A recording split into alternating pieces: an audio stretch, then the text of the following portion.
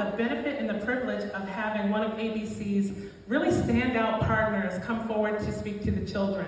Hopefully, and you all might not watch the news, you might not be as connected into Baltimore City events as the grown-ups are, but the grown-ups hopefully can express to you how significant it is today to have our Baltimore City Council president with us, not only to honor and celebrate our teens, but to just give some words of guidance and wisdom as well. So for our keynote address today, I'd like to bring forward my very favorite city official, City Council President Nick Mosby.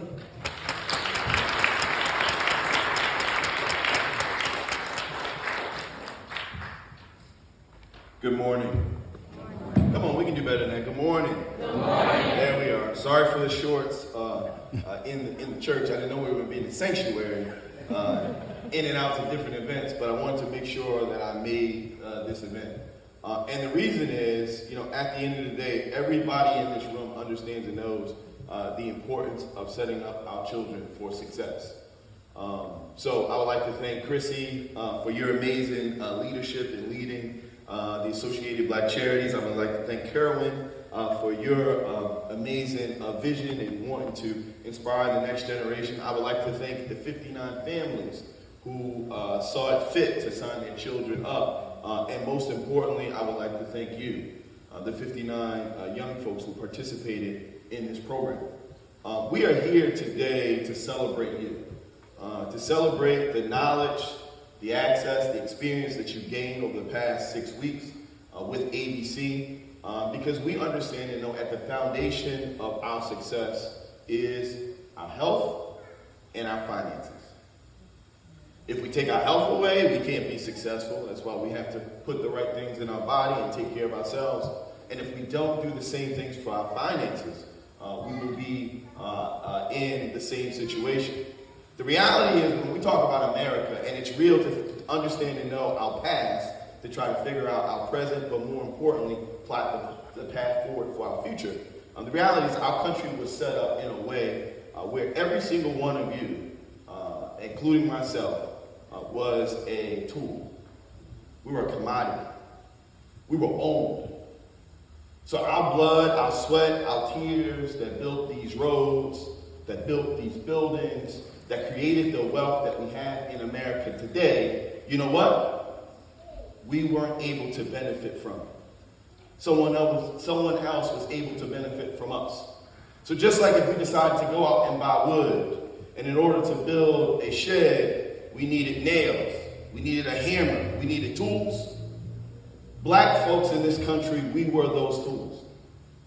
Now that shed is still alive, that shed is still living, that shed is still breathing, that shed is appreciated, that shed has value, but we were not allowed to participate in that value. It's important for us to always understand and know that. See, we celebrate Juneteenth in a way of celebrating Black culture and celebrating who we are and what we stand for. But Juneteenth is deeper than that. Juneteenth is really about the exclusion of us in the American economy. And we know the residual effects of that today.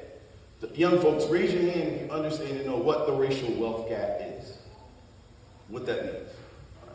The racial wealth gap is when you look at the aggregate assets of a racial group in comparison to another.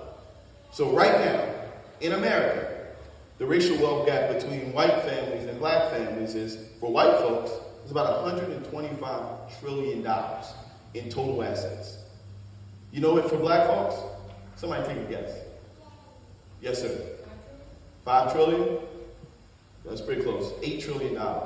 So 8 trillion in comparison to 125 trillion.